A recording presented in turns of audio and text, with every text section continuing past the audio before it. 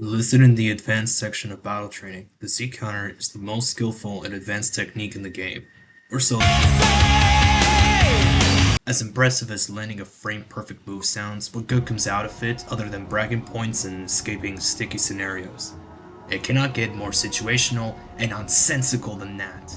Think about it. You are pressing two buttons at the same time, only for the opponent to easily counter it with one tap of the circle button, causing a teleport battle in the process. In other words, it turns into a coin toss, because nobody in their right mind checks their key before doing a Z counter or getting Z countered.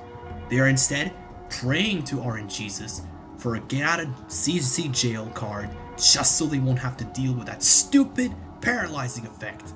That's right, not only are you punished by having your key drained, now your inputs are drained as well, just so you can take another combo from the bag. Unless you double down. Cause what's cooler than landing a Z counter other than doing it again 15 times all over again? There's no cooldown or anything, like, wow, how difficult you are, CC. Surely this won't encourage spam or anything.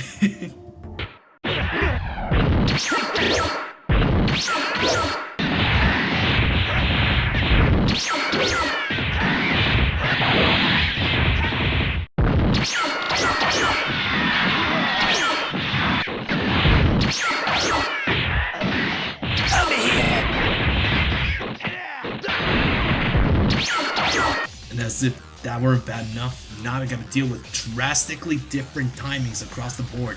Have fun Z countering Giant Slug the same way you would Super Trunks or Aurelie. Better yet, have fun countering their Z counters caused by your Z counter. Those effortless teleports? Yeah, they're also Z counters. Talk about Z counterception. You heard it from Spike themselves.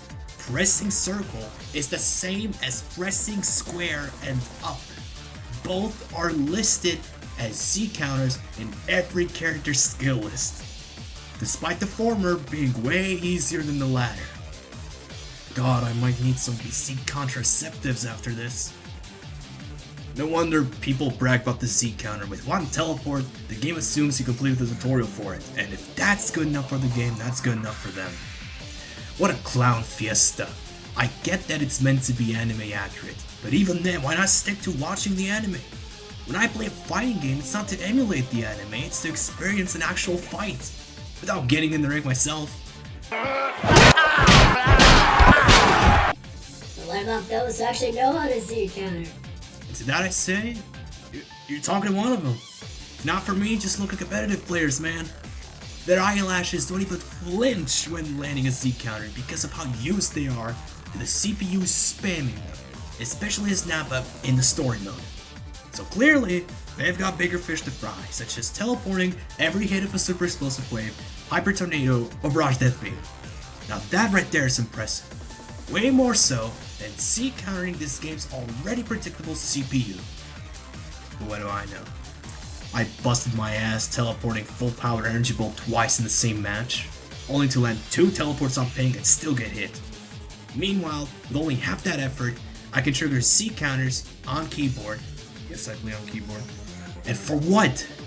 Getting a cheap hit at the cost of nearly all my key in a game with already demanding enough key management. I might as well scream, "Come and get me!" that little key. And who knows, if my opponent just so happens to be Bobbity, Cell, or an android, then my ass is grass. Over.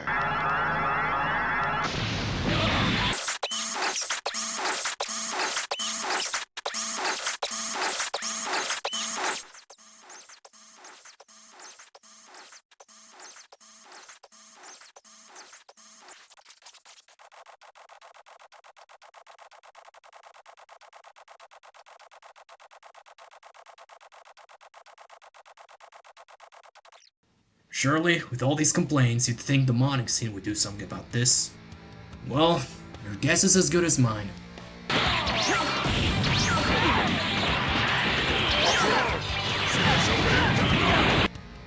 Game management has been thrown out of the window in favor of an increased input window for an over-glorified mechanic. Effort is the least of our worries now. Now we don't even need to charge key. or show concern about landing our inputs. I understand the reasoning behind this decision. I mean, it involves online matches, which have tighter timing and are more reactionary. However, that doesn't completely overrule charging key. That's what androids are for. It pains me to say this, but in the same game, even outside of ZCs, key charging rates have been increased for just about every character. The lack of depth is astounding. All matches now boil down to who can get the most key and spam the most supers.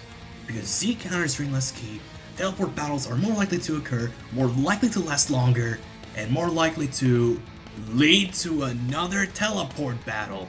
Except this time, I'm pressing a combination of buttons instead of just circle.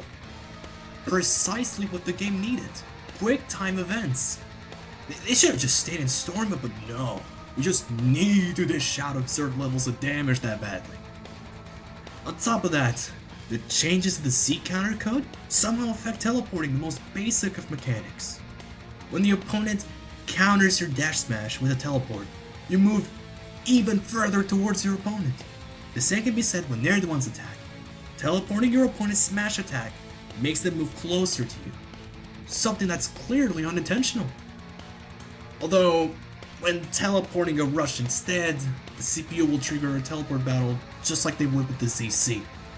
Fortunately, because most players aren't used to getting a teleport battle right after a rush teleport, they don't know what to do, and they take the free hit from the opponent, leading to shorter teleport battles.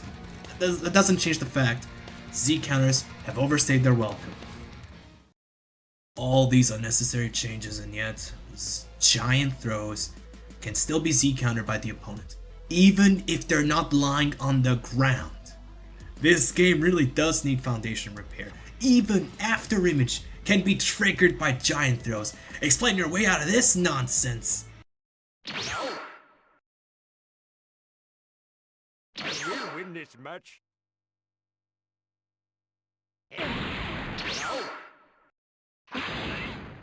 100% unsatisfied.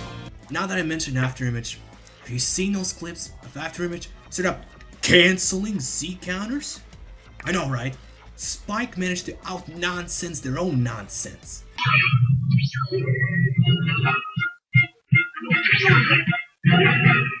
They took out BD2's cancels just so they could add the Blast 1 equivalent of that. Just ass, dude.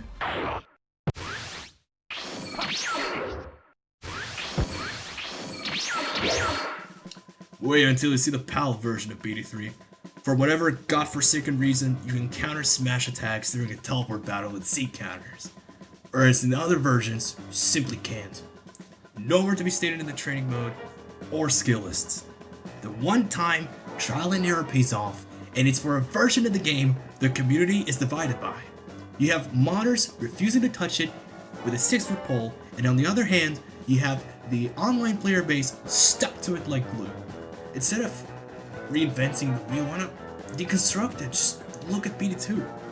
That game's take on a Z counter isn't even called such, and once again, it's not listed anywhere in the training mode or skill list, leading to theories that the mechanic is probably unfinished. Even then, it is miles better than the key-wasting clownliness we got from its sequel.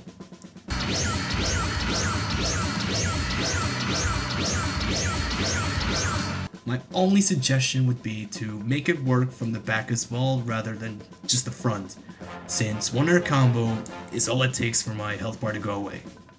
Otherwise, it's a simple combo breaker and I wouldn't change a damn thing. That right there is the biggest problem with the whole trilogy. It was designed to be unchanged. The developers never anticipated any fixes or updates to be made, especially since they had a year or two to work on each game. In spite of all the improvements made to the graphics, CPU, overall feel of the characters, Spike took so many steps backwards for what was essentially a half-baked feature. Even the perfect block from BD1 is light years ahead, for Christ's sake. You can do the perfect block on all melee attacks, and that is what makes it so fucking good. You can simply spam circle and get a perfect block at some point. Then it's your time to mash the square button. Legit, this block alone makes mastering close combat with melee and stuff completely useless. And that's BD1 we're talking about. You'll need not just RNG, but also the mental capacity to pull it off in a match while resisting the urge to close that piece of shit game for less than 2 minutes! And that's why Z counters are not. これなら悟空さんにも勝てるかな。